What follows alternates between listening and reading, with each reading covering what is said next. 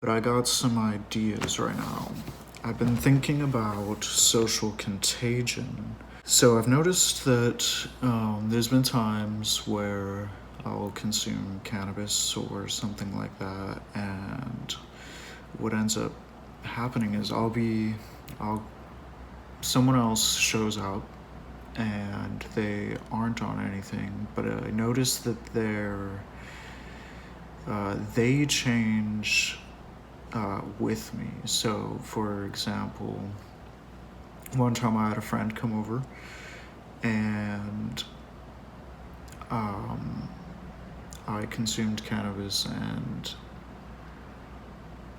the way I was speaking, I had this kind of tangential thinking, kind of scatterbrained a little bit. I would lose my train of thought and speak maybe a little bit slowly at times and just act a little bit different. And my friend, who is not on anything, started to do the same thing. He started to lose his train of thought and become scatterbrained and tangential. And more interestingly, what I've noticed, even not on anything, that my mood or state of mind can really affect the way that things happen socially. So, for example, I've noticed that there's these two different states. There's this adult state, which I think is just the state of mind that most people are in our society, in our culture. So, in this state, we will just communicate directly, act very distant emotionally, and kind of what I'm doing right now, basically. And I've noticed that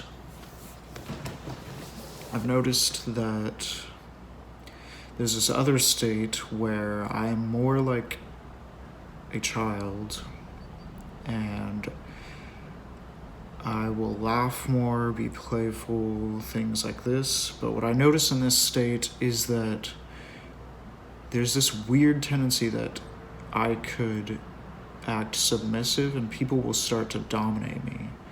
So, for example, my girlfriend and my best friend both separately can tend to start dominating me if I act certain ways, but I've noticed I can also control that. It's kind of hard to do that though. Like, something about the situation, I feel completely captivated by my emotions. I feel out of control usually, but I think that in a way that's how other people feel too when they're in this state. I think when I'm in that state, it causes other people to be in that state too. And I've even noticed it with strangers. I've noticed that talking with a stranger has sometimes, I don't know, it almost feels like it rapidly escalates into this kind of intimate state of mind, which is almost disturbing in a way. I feel like there's this weird effect where it almost drags other people into this like trippy state where people can. So, for example, I've had myself and another person open up about traumas really quickly, and I noticed that I was in this kind of playful mentality, and I don't know, I think it's almost like how if you talk confidently, people can almost be hypnotized to believe in whatever you say. And if you express any kind of doubt, people will start to become skeptical of you. I think it's the same kind of thing, and I think that people, if you speak about things and sound very confident and scientific, for example, people will just kind of submit and believe that this is truth. I feel like it's very much a similar kind of thing as that. I think it's almost like, okay, so it's almost like you can be in this kind of psychotic state, like detached from reality, but you can drag people along for the ride. I feel like that's something that happens, that you can. So, like, I think when most people try to control the situation through manipulation, there is this sense of self-doubting that it messes it up. You can't control people because you aren't believing what you are essentially trying to push out. Like, it's like if I were to say that, I don't know, if I were to, well, I think you get the idea that if you're not confidently, if you're almost like skeptical of yourself or expressing doubt, then people will contagiously doubt you as well. And I think that you could actually control the narrative of what's happening. Like, so if people were to fake it until they make it, you could also almost psychotically believe that you already made it, and everyone else will just go along with it. And I think that you could generate fame really quickly. I think there's been people that done experiments like this, where they go out into public and feign fame and start gathering crowds around them, and it's all like delusional in a sense. I remember there was some video about that, but then I was thinking how with this idea, there could be just one person in a community that takes something like a psychedelic, and the whole community can gain benefits from the change of mind that occurs from that. So let's say a whole community becomes depressed with this kind of mental illness of sorts. If, let's say, a high status member partakes in a psychedelic therapy and cures their depression, and they just go out into their community, their influence will start manifesting. They will, like, if all the people in the community are depressed over the same issue, let's say Trump is causing mass unrest and unhappiness. So that person may take the psychedelic and unravel all of their kind of assumptions and theories that are leading to this illness, because really all of this, for most people, is based on just conceptual problems. Like, obviously there's a lot of people that are directly affected by Trump, but there's also a lot of people who are becoming ill based on just thinking about the other people who are affected and stuff like that. The fear that society is unraveling, for example, despite that their own personal life might not be affected at all. And so a high status member of the community who typically influences the opinions of everyone, if they were depressed, they could be making everyone else depressed because they're conforming to the beliefs that are generating these unhappinesses. And so if that member were to take psychedelics and reorient their perception, even if it's delusional, they could fix their depression and spread it contagiously. And I think that's kind of what's occurring in society in a way, is that social media is facilitating the reach of influencers. And so it's almost like a facilitator of mass hysteria. And I think that's changing the dynamics of the way that society works. And a lot of people are still naive to what's going on here. We don't fully understand it, and we are getting more easily pulled along for the ride. But I thought this was really interesting because, well, so when I was thinking about this morning, someone questioned that this seems to be neuro-linguistics programming, and I haven't really heard of that.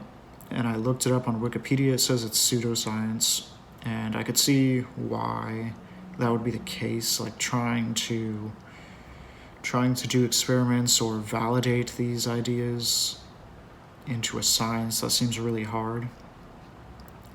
But what's interesting is that in the article it mentioned that this could be considered like a form of shamanism. And that brought me back to this idea that just one high status member can consume a psychedelic substance and influence the whole crowd of people. And I actually think that this might be the role of that very system in the brain, that the serotonin mechanisms involved in psychedelics, I think part of it is I think that is the role that it plays for our species and a lot of species. I think that, so for example, like alphas of a lot of species will have high serotonin, and acquiring leader status of the tribe will suddenly increase the serotonin levels of that ape in these studies, for example. And then if you give serotonin drugs to apes or humans, they tend to become higher status. And I think in a way that it is like this kind of neuro-linguistic programming in a sense. But I think to characterize it as linguistic is not necessarily the right term. I feel like it's not actually about the language we use necessarily. I actually think it's more about the body language that we use, like the tone of voice, the degree of confidence. I think it's more about emotional contagion than it is about language, because I think I didn't really look into neuro-linguistic programming too much, but it sounded like probably the very fictitious part about it is the idea that the words that we use has a lot of power, which I do think is the case. Like, word choices matter, but people tend to hijack word choices and reorient them to have different connotations. So this is kind of like the issue of political correctness, for example. Like, people will hijack medical terms and use them to stigmatize people. And then people will change the official medical term so that, like, say the word retard, it will be changed to mentally slow, but then it'll keep being changed, and people will keep stigmatizing people using the new word. So it kind of fails in essence. But I feel like the word choice isn't the critical idea. I feel like it's actually the connotations that are affecting people. I think that there's an emotional and mood contagion that is kind of the backdrop of what's happening there. And going back to the shamanism thing, it's interesting because I think that that system in the brain, the serotonin being high, kind of turns off a lot of habitual mentalities. I think, in a sense, so for example, like psychedelic serotonin drugs are being researched to treat addiction and PTSD, and if you could really conceptualize addiction as a problem with extreme reward conditioning, reinforcement conditioning, and then PTSD would be the opposite, extreme aversion conditioning. It's the opposite of reward. Like, being abused or traumatized is like fear conditioning, aversion conditioning. And both of those have kind of like overlapping mechanisms. And what's interesting is that the serotonin psychedelics are able to treat this thing. I think part of this whole serotonin and social dominance thing, this whole hierarchy or leadership effect of serotonin, is about becoming free from the influence of others. I think that the subordinates of society, the non-alphas, they're supposed to be programmable in a sense through what is really punishment and reward, Pavlovian conditioning, that our leaders are able to influence us by essentially like controlling, like for example, how our, like controlling our reputation would be a big one. And then that gets into stuff like social defeat, like there's like social defeat theories of psychosis and schizophrenia, and I'm a huge proponent of that. If you've read my content, you know that. But with social defeat, it's interesting because a lot of the mechanisms overlap. Like psychedelics can, they seem to attenuate the kappa opioid system, like reducing the effects of the kappa opioid system, and that's the system involved in social defeat. And interestingly is if you take drugs that bind to kappa opioid, they can rapidly clear serotonin. So, and I'm working on a post right now that explains like this whole kind of chemical dynamic that occurs and how I think that dynorphin, that's the kappa opioid hormone, and serotonin, they kind of exist in a spectrum where it's basically dominance to social defeat, like basically leadership to complete social rejection. And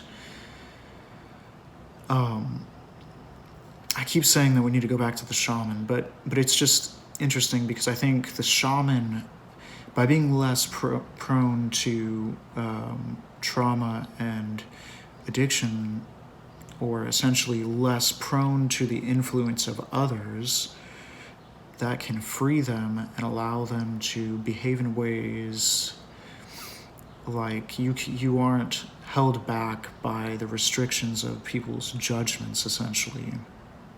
You are not afraid of the pain of being rejected, or you are not as influenced by people rewarding your behavior. So in a sense, you are more free to act. And I think that this freedom is probably linked with the ability to influence others.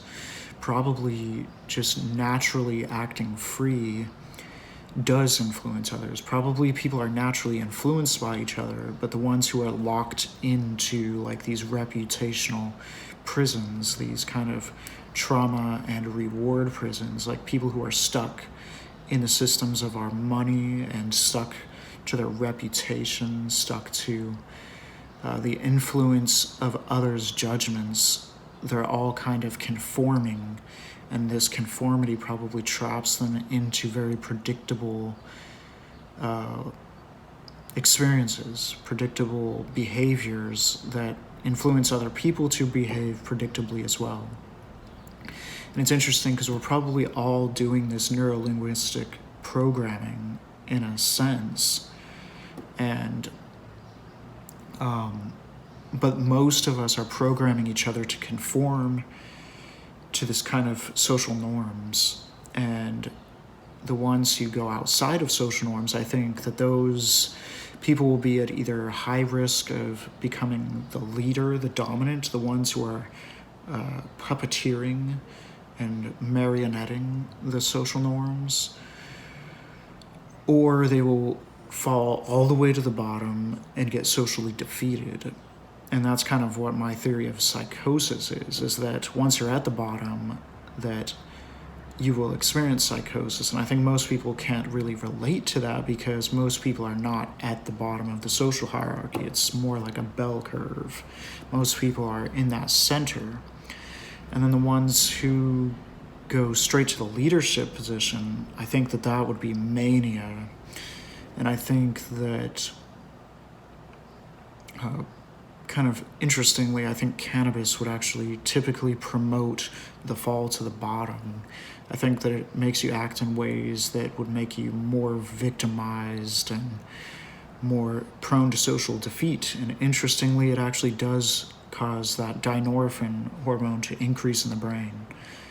And then with psychedelics, I think you could actually cure social defeat and potentially psychosis, but I don't want to exactly recommend that because of all the kind of fear-mongering that's going on with that sort of area. People think psychedelics causes psychosis, for example, and the fact that they cause these kind of hallucinatory visual experiences doesn't really help. But I think there's something distinct going on there. I think that we are clumping all of these ideas together. I think that we clump any kind of visual aberration as being psychotic.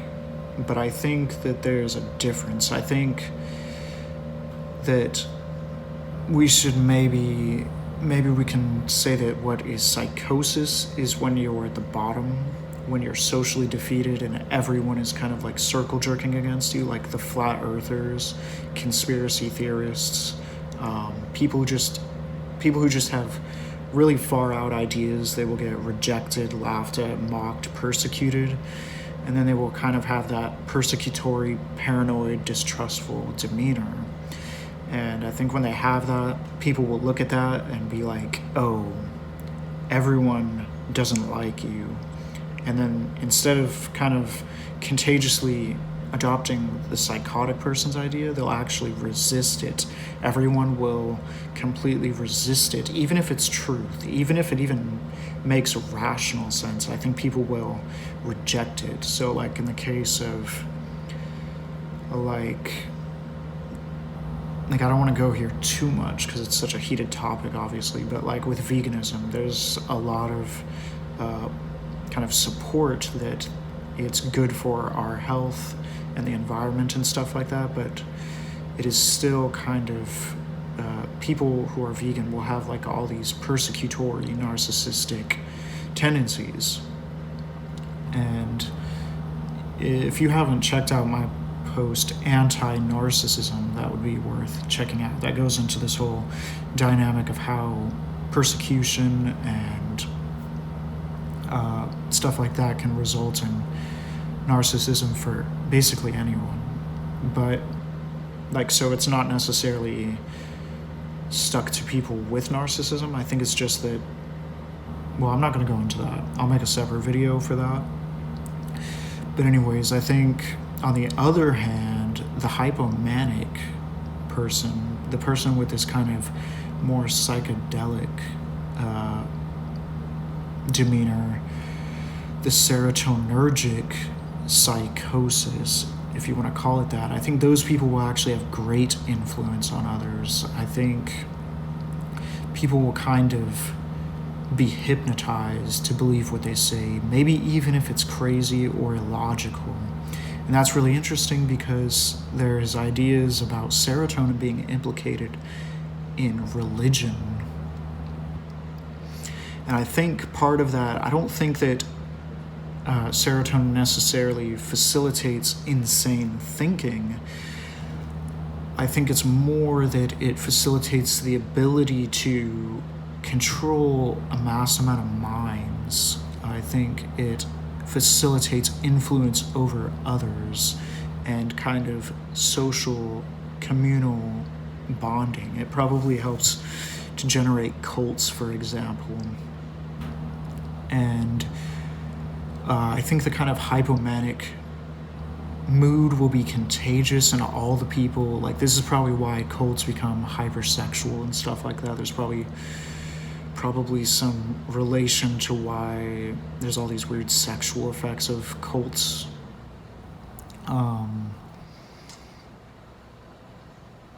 So there's probably even different kinds of mass hysteria. There's probably like the fearful, paranoid, psychotic mass hysteria where people get distrustful and turn against each other and stop getting influenced by anyone and get paranoid. And attack each other and all that kind of stuff, versus like a kind of manic, like Silicon Valley type of mass insanity, if you want to call it that. But anyways, I think I'm going to stop there. I think maybe the purpose of the shaman could be to be an influencer, basically, and that the use of drugs could be to program them to have the ability to contagiously influence other people. That would be a very interesting idea. Like, for example, when the cult gets sick and everyone's getting depressed, paranoid, and there's political problems, maybe the use of psychedelics and the leaders could actually fix their problems, and their influence over other people will just contagiously manifest into a more positive outcome. And maybe this has something to do with neurolinguistic programming. Maybe there is something to that. I think that there's probably a lot of BS with how people try to study that possible idea. There's probably people who will just use word choice and think that that in itself has influence. It seems like something that's really easy to strawman, kind of, you know? But I think the idea of emotional contagion isn't really too different from what neurolinguistic programming is supposed to be. And I think hypnosis is kind of the same thing too. I think we're all kind of hypnotized to the memes of society, just going along with this kind of conformist flow of things. And I think the internet's really going to facilitate a lot of that. I think soon enough we're going to learn to master that. And I'm pretty excited to see what happens with the world at that point. I feel like technology is almost telepathy. It's almost like literally we're communicating at a distance with mass amounts of people. And so I think it'll be really interesting. So if you like this video, I recommend check out my blog posts. I probably am more articulate there. And if you like this content, if you could find my Patreon below if you want to support. I will try to, if I start getting more people in that stuff, I'll try to think of something interesting to do there. I don't really watch other people's content who do Patreons. I'm kind of new to that. I don't know what kind of things people do. I know I've seen people do like merchandise or things like that. I don't think I'm at that level yet, but the blog does pretty well. I still have to work on YouTube. I think doing it like this, I don't really like doing it just like I'm kind of messy right now and stuff, you know? But I think once I get more time, I'll try to set up like a kind of place to record, and I'll like dress nice and whatever and make it more professional. But if you like this, please like the video. That helps, I've heard. I really like to chat with people. That's kind of, I always am trying to get my ideas by talking to a huge amount of people. So find me on Facebook, contact me through the blog, find me on Twitter. My Twitter I haven't done much yet with, but find me on Instagram. I like Instagram. I talk to a lot of people there too. Yeah, so have a nice day and try to program your friends.